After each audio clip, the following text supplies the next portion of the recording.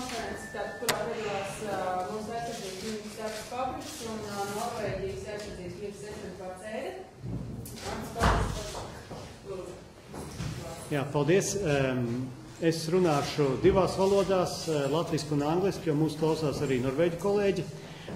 Hello, I will speak in two languages because I understand also Norway can see us at least on the internet at this moment. Kā es solīju mūsu masu saziņas līdzekļiem šodien no rīta, mums ir bijušas jau nopietnas sarunas ar Norvēģijas aizsardzības ministru. Un man ir jāsaka, ka mēs varam teikt, ka mēs esam vieni no nopietnākajiem strateģiskiem partneriem. Un mums ir arī daži pārsteigumi, pozitīvi pārsteigumi. As I mentioned today in the morning to Latvian media, we had a serious discussion today with my Norwegian colleague Espen, and I can really say that we are now probably one of the strongest strategic partners in the region, Latvia and Norway, and we also have a few small, or few rather big, nice surprises, and I understand that media like surprises. Un runājot par šiem pārsteigumiem, pirmais no tiem nevienīgais, bet pirmais ir mūsu vienošanās šeit, šajās mapītēs, ar kurām mēs tagad varēsim apmainīties, par dažāda veida ekipējuma, laba, jauna ekipējuma saņemšanu no Norvēģijas bruņotajiem spēkiem, Latvijas bruņotajiem spēkiem. Mēs vienojāmies arī ar kolēģi, ka tas ir lielā mērā uzskatāms par tā saucamo smart defense, jo patiesībā mēs nezaudējot neko, padaram viens otru efektīvāk. In very brief, we are now exchanging with documents which are signed because we are receiving a contribution from Norwegian Defence Forces, from Norwegian Defence Ministry, equipment which maybe is of less use at this moment for Norwegian forces, but is very needed for our army. This is a good new equipment which we will very much need in our international operations, and also thinking about the national defense of our country if it will be needed. And we also agreed with Espen that this we can really consider as a good example of smart defense, because we do not decrease, we just increase efficiency. So allow me to exchange with this. Thank you so much. Thank you. And good luck. And let's continue in this way.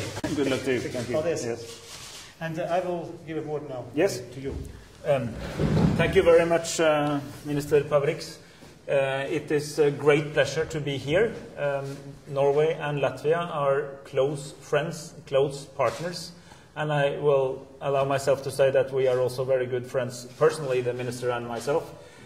We were together in Afghanistan a few days ago. We actually came back less than 48 hours ago from a joint visit to Meimanas, where we we had a ceremony marking the termination of our very successful joint effort in that particular province, in Faryab, where we also underlined that Latvia and Norway is going to continue to work together in Afghanistan in the years to come. Do we need translator? Okay. Yes, sorry. Okay, let's know. I didn't know that. Kādam vajag tulkojumu? Everybody understands. Very good. We proceed. Okay. Yes. So we have a good experience of working together in international operations.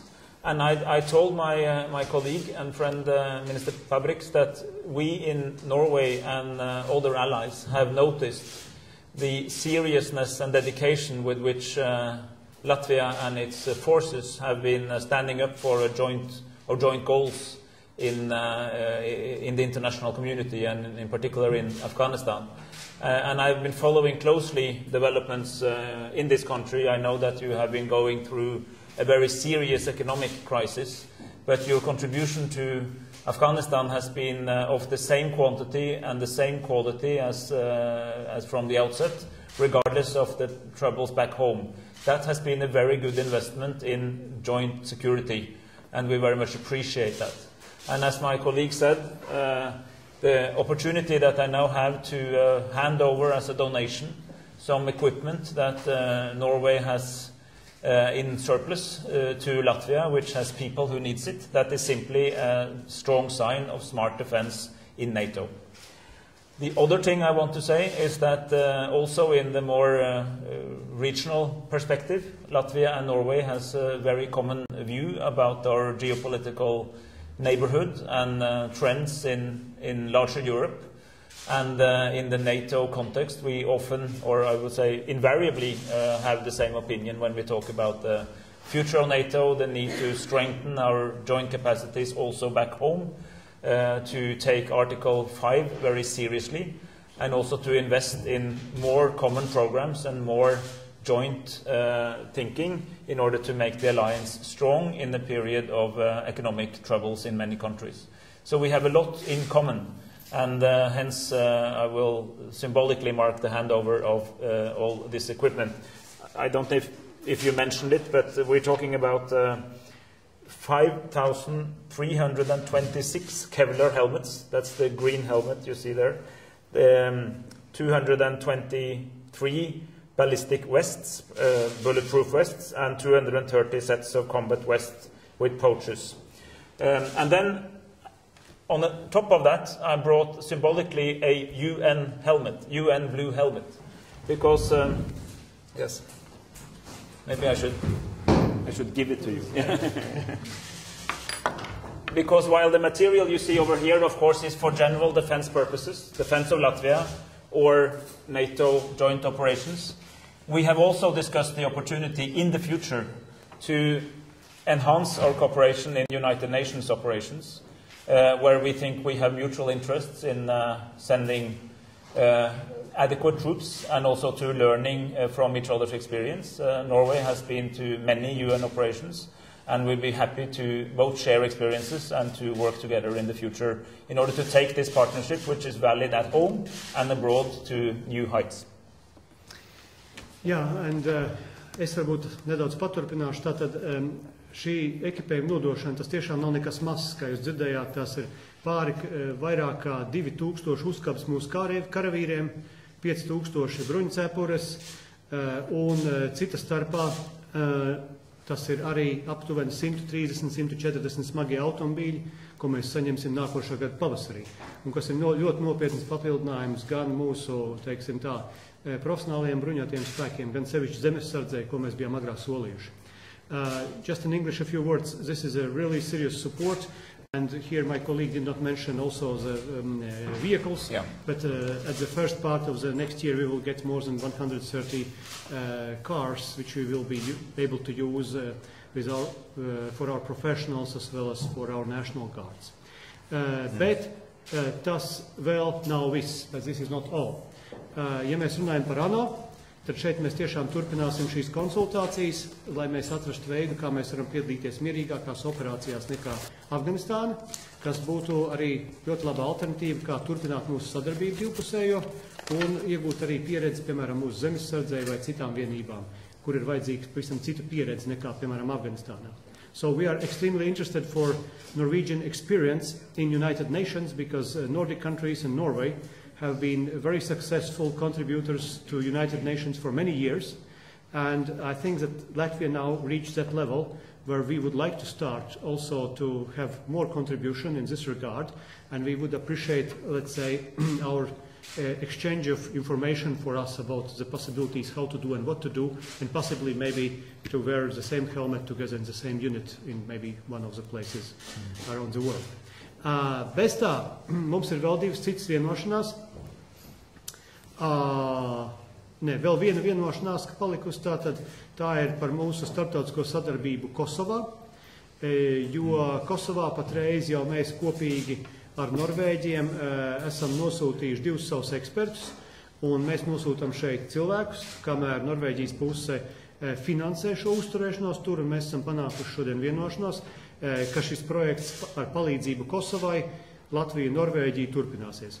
So we agreed today that our common assistance with our human resources and Norwegian financial resources assistance to Kosovo will continue as it was years before, and it is a great success for us. that we can do also such type of cooperation together between our two, I would say, Nordic countries, Western Nordic and Eastern Nordic. So that's briefly from my side at this moment. Yes, let me also underline that we're happy what we have been doing in Kosovo, a very important transition from war to lasting peace, which is going quite well, and where Latvia and Norway has cooperated, and have decided right today to continue to cooperate in the same manner. And thank you also for reminding me that while this is the donation of today, we also agreed an upcoming donation just over Christmas of 120 Scania military trucks, 8 Scania recovery trucks, 14 Scania P93 vehicles, and 12 Mercedes-Benz military ambulances, and 2 fast small boats with motors. So some years ago we donated some other equipment to Latvia, and this is also based on a strong tradition, which is something we do because we're in the same alliance and we have the same interest, and we're only as good as we are together. Thank you. Ja jums ir kādi jautājumi mūsējiem Latvijas vai Norvēģijas aizsardzības ministram, jums ir iespēja šobrīd mazliet laika.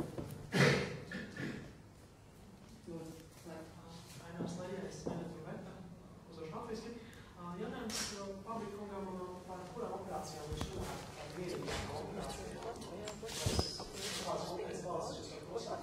Nē, šeit runa gāja par ANO operācijām, jo dabiski ANO operācijas ir vispār cita rakstura operācijas, mieru uzturēšanas operācijas, salīdzinot, piemēram, ar operācijām Irākā vai Afganistānā, kur piedalās NATO, nevis apvienotās nācijas.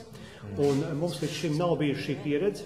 Un mēs zinām, šeit uzreiz, ja gadījumā ir kāds lasītājs, kas grib kritizēt vai skeptiķis, es gribētu pateikt, ka ANO operācijas tiek principā lielākoties finansēts no ANO budžeta. Tas nozīmē, ka mēs varam iegūt šo pieredzi, mēs varam piedāvāt savus karavīrus, mēs varam iemācīties šajās mieru uzturēšanas operācijās daudz ko īsti finansiāli naudu nezaudējot. Un tas, manuprāt, ir ļoti būtiski. Un Ziemeļvalstis ir bijušas izciluši šajā te ANO kontribūcijā. Ja mēs gribam būt, teiksim, valsts ar politisko svaru pasaulē, mums ir arī jādomā, kā palīdzēt citur uzturēt mieru, un nevienu citu mēs labāk to nevaram darīt, kā ar Ziemeļvalstīm, konkrētā gadījumā Norvēģija. Konkrēts, ne, patreiz mēs tikai konsultēsimies, kā to darīt, tad jau lemsim tālāk.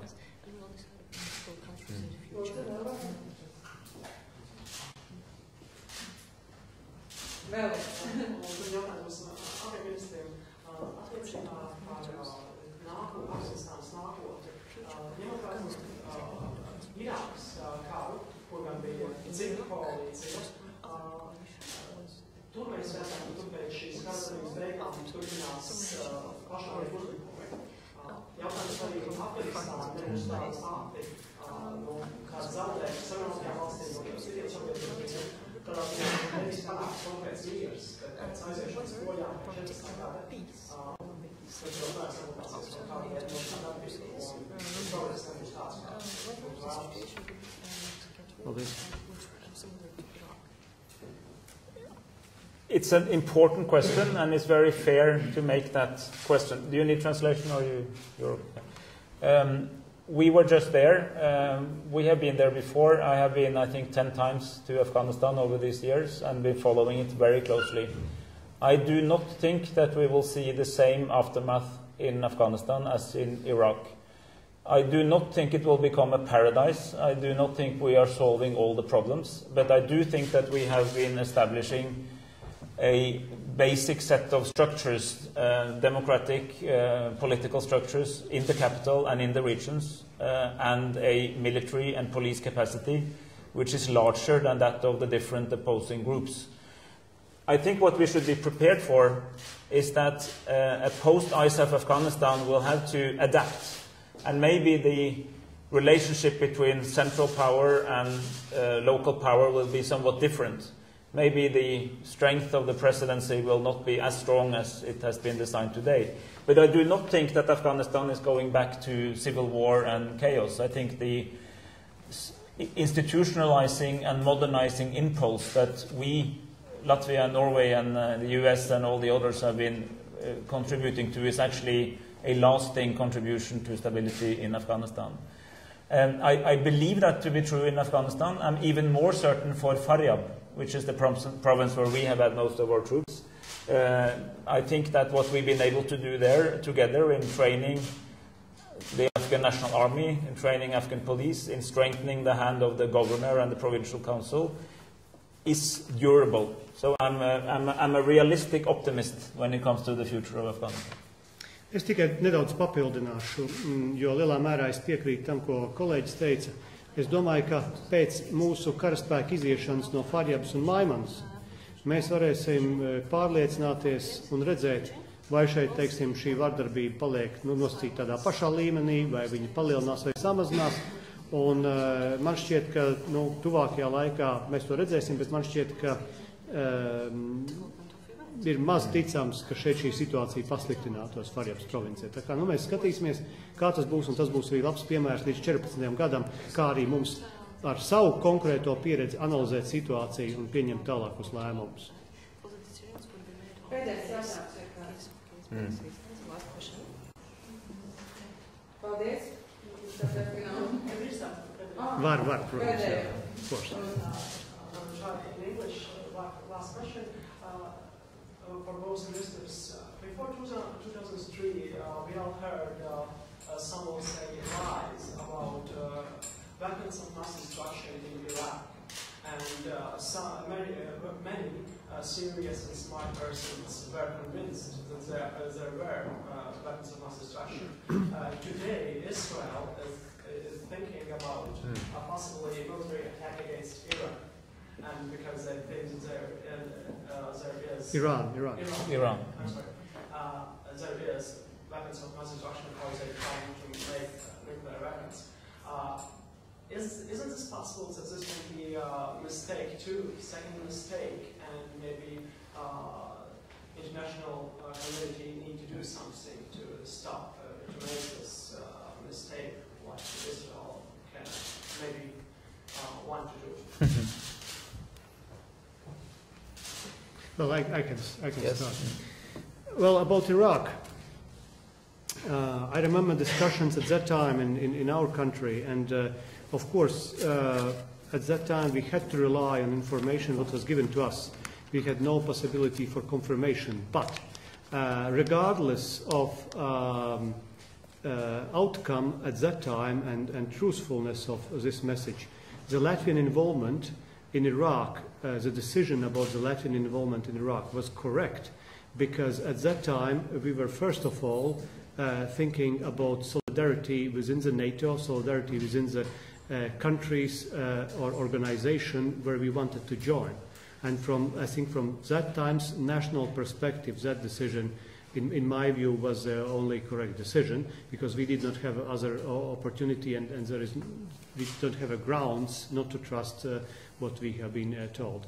As far as Iran, situation is more complex, because first of all, I think we should do everything to avoid the military conflict with Iran, no matter with which country.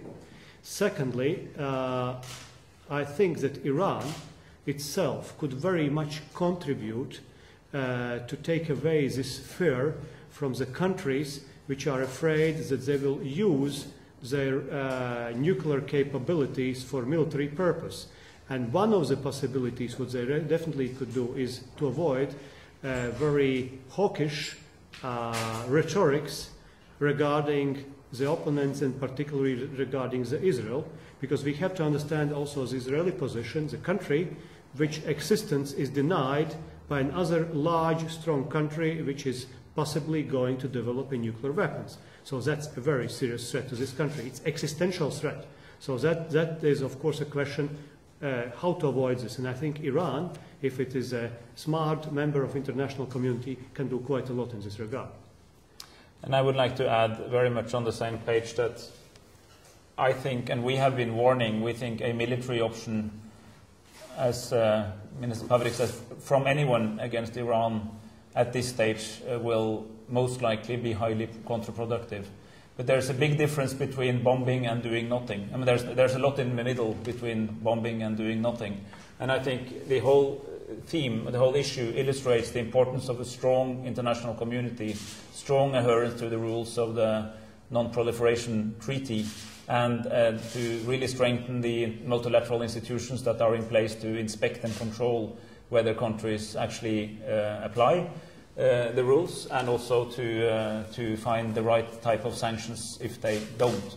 So all of us who would like to avoid to see a large-scale war in the region, we have to work even harder in order to strengthen the alternative paths to avoiding the nuclearization of Iran. Great. Thanks for the question. Paldies. Paldies visiem. Nākiet uz konferenci. Thank you.